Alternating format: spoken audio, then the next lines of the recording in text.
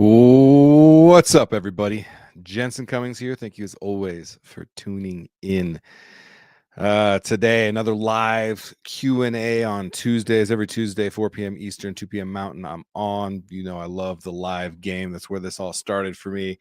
And being able to just kind of have some humble moments to be able to talk about whatever you want to talk about. So I get hit up constantly with questions on social media, emails, Slack, workplaces, wherever people can communicate with me.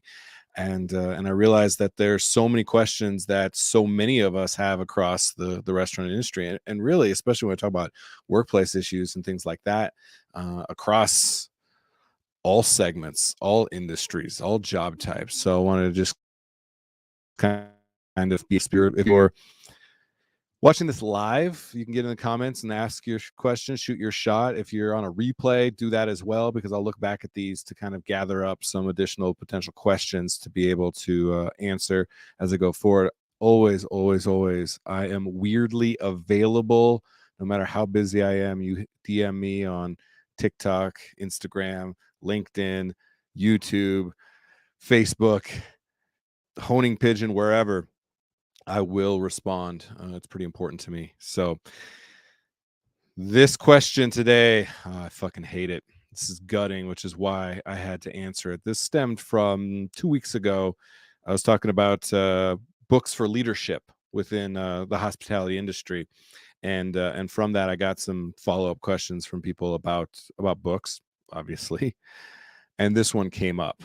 So, does Anthony Bourdain's Kitchen Confidential celebrate toxic kitchen culture? I don't have good answers. I'm going to fumble around through some strong, complex personal emotions for the next 12 minutes. The short answer is yes. Yes, Anthony Bourdain's Kitchen Confidential celebrates toxic kitchen culture.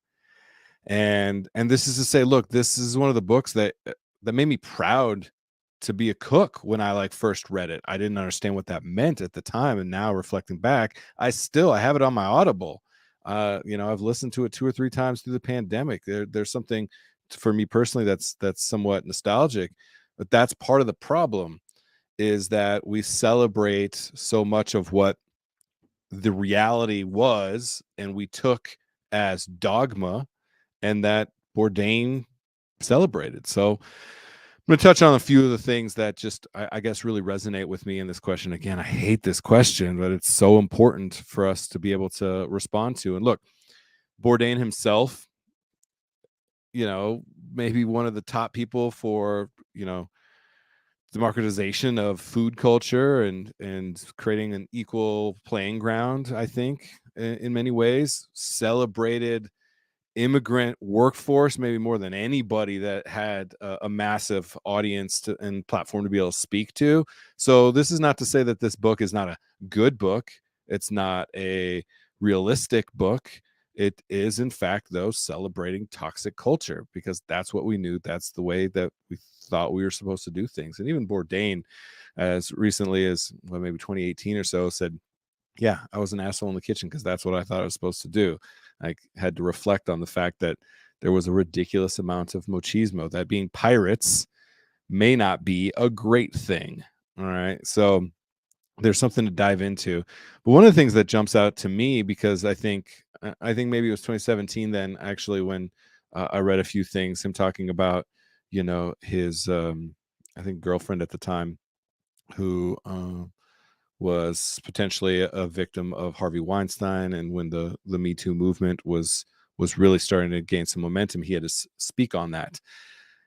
And right away, when I got asked this question, I was like, the very first thing that he says, the moment that he decided that I want to be a chef, was when he was working that, what was it, a rehearsal dinner, right? And he sees his chef with the bride bent over a 50-gallon barrel.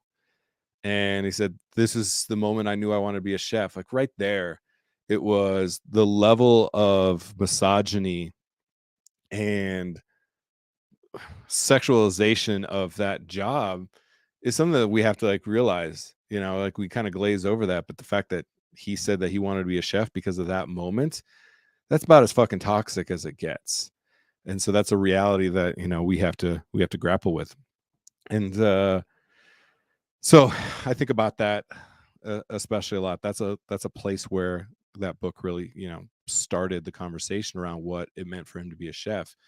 And for him to talk about, I think he was a tortured rich white kid from New Jersey who found this drug riddled, high intensity, this hierarchy that he talked a lot about how he felt like he knew the rules, or at least he thought he knew the rules, right? Is the way that he kind of puts it.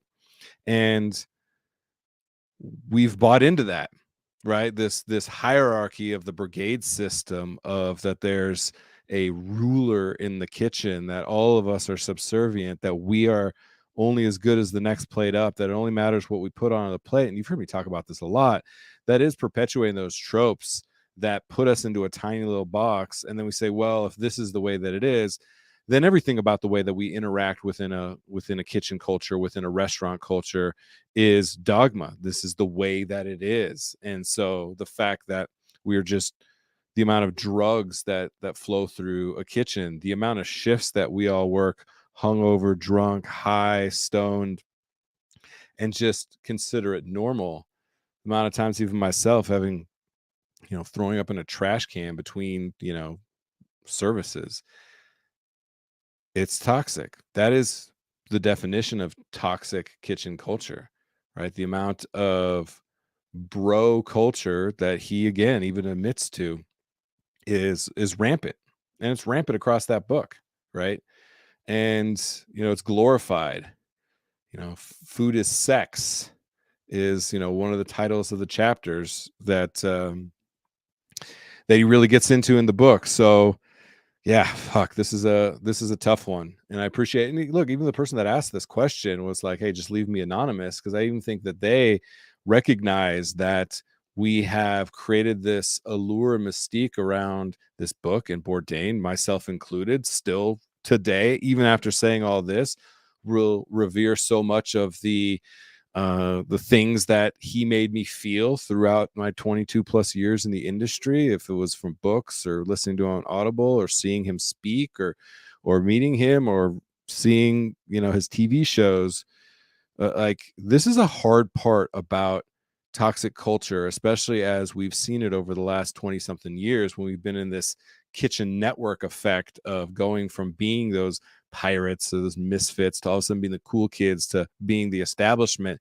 And this strange story arc that we've taken is, it's hard to separate the actual good times, those bullshit good old days, with the toxicity, right? Many of the moments where I was at my worst, personally at my lowest, or was a dictator myself and putting other people through those hierarchies and those ridiculous external pressures, and putting up the facade myself, I also had some of the most amazing times, as was able to introduce people to new ingredients and new techniques and new culture and travel and experiences.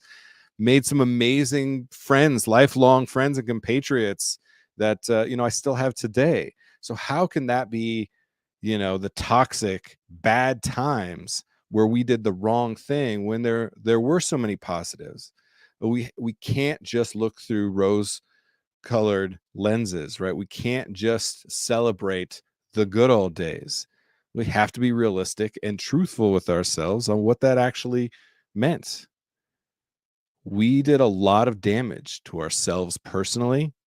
For me, the amount of drugs and alcohol at that time was ridiculous, and it was celebrated. Work hard, play hard. It's not sustainable. Right? That's a steep trajectory to burn out very, very quickly. And we see that across the industry. And now restaurants are being called out as restaurants are not a great place to work. And I myself, in books like Kitchen Confidential, and Anthony Bourdain himself, have to take responsibility and some culpability in the fact that this is where we are today. And if we're going to build something different, we have to build something different. But that's not where that book takes us. That book takes us into this seedy underbelly of the restaurant industry. And if we want to do something different, then we have to recognize maybe there's several things in that book that are in fact celebrated that should continue to be celebrated. What parts about it, though, do we need to have a reckoning, have a real reflective moment, personally, professionally, as cooks, as industry professionals, as businesses, as an entire industry? And so I think this question just creates an opportunity for us to be able to evolve. If we're going to empower and educate future leaders of this industry, if we're going to create a new type of business model, a new type of culture, it has to be rooted in truth. It has to be rooted in us understanding our own history. And we cannot rewrite that history. We have to address it, and we have to find ways to move beyond it. And we have to recognize that sometimes we are going to slip up. Sometimes the business does come first, yet it shouldn't come first at the detriment of the humans, the people. We have to invest in our most valuable asset, our people. And, I do think Bourdain does make a point to say some of that. Again, back to one of the absolute strongest voices when it came to, the immigrant workers, talks about the Mexicans and Salvadorians that were really the backbone of this industry. And so, there are those celebrations of people as well. So, that was tough. I don't know if I gave any real answers. That just felt like I was fumbling in the dark for the last 12 minutes. This is a difficult topic. And again, especially something that for me personally was so heralded, so put me on this path, so made me proud to be a cook, to say, oh, wow, like us misfits, have a champion. And we can do better. We have to be better. We have to leave this industry better than we found it. And we need to start to invest our time, effort, our attention towards the things that actually create an equitable, profitable, sustainable model for the people and the businesses themselves. And so we have to look at a book like Kitchen Confidential and say, we absolutely were celebrating toxic kitchen culture. Now, where do we go from here? I don't know the answer to that, but I'm gonna keep working at it. That's exactly what we try and do with celebrating those unsung hospitality heroes, trying to create workplaces worth working. I think a lot of it is me personally trying to make amends, trying to find my own path to redemption. I think a lot of us who are truthful and reflective are recognizing that that's needed right now. I don't know if this was helpful at all. Thanks for this question. I fucking hate it and appreciate it. It's important for us to talk about. All right. That's all the fumbling I can do. Come back next week. Ask me a question. I want to get into it. I need your help to be able to address the things that we all need to be talking about. Clearly, nothing is out of bounds. Hit me up. Appreciate you all. Cheers.